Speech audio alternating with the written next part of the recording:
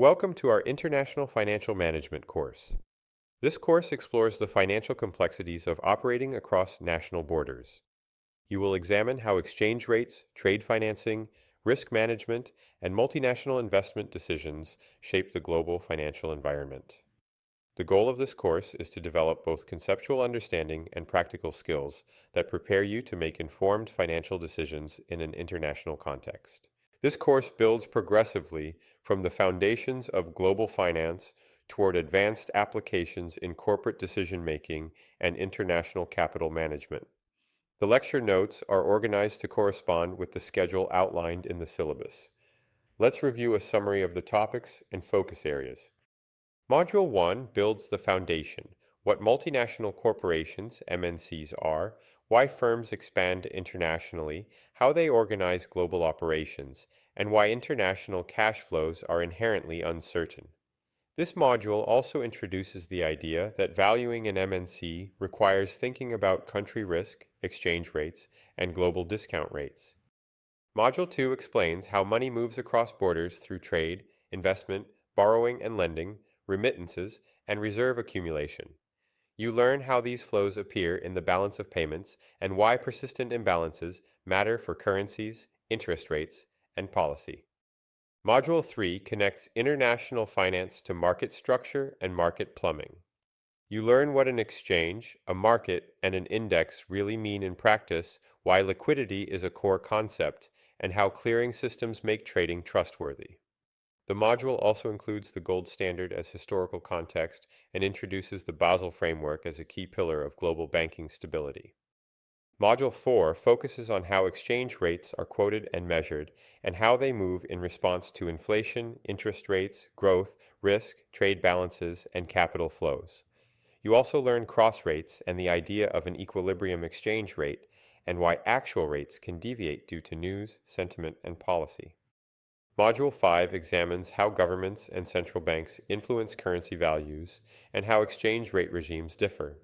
You study the trade-offs between fixed and floating systems, along with hybrids such as managed floats, crawling pegs, and crawling bands. The focus is on what policymakers try to achieve, what it costs, and when interventions fail.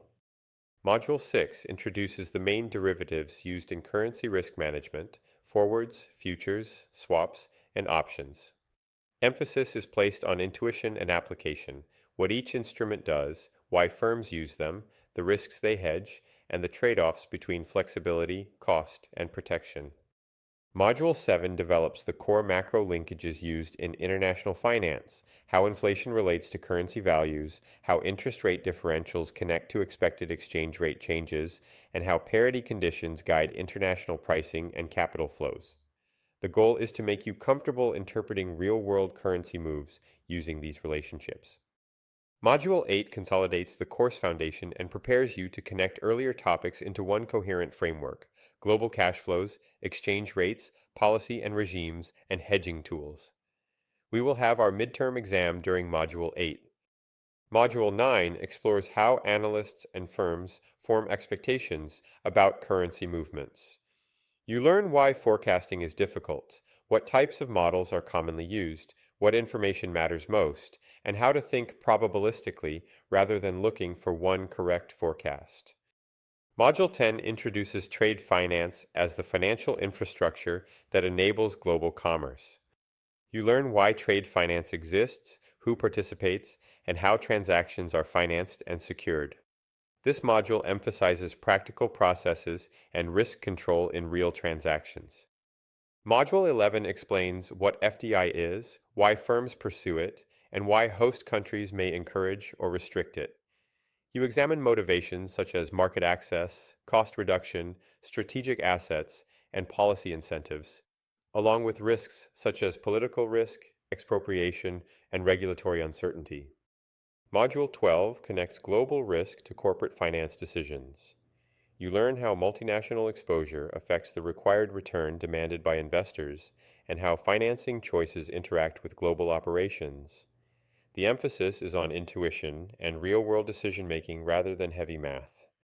Module 13 provides a structured approach to analyzing a country as a financial environment: political stability, institutions, policy credibility, external debt, currency convertibility, banking system health, and exposure to shocks. The goal is to translate country-level information into business and investment implications. Module 14 integrates the full course into a unified story: international cash flows, exchange rates, regime choices, derivatives and hedging, trade finance, FDI, and risk. The focus is synthesis, connecting concepts across modules and applying them to real-world scenarios. We also prepare for our final exam. As we progress through these lectures, we'll focus on connecting theory with real-world applications. The global financial landscape is dynamic and often unpredictable. By understanding the relationships among inflation, interest rates, exchange rates, and investment flows, you will be prepared to make informed and ethical financial decisions in an increasingly interconnected world. Thank you for watching this course introduction video. See you in class.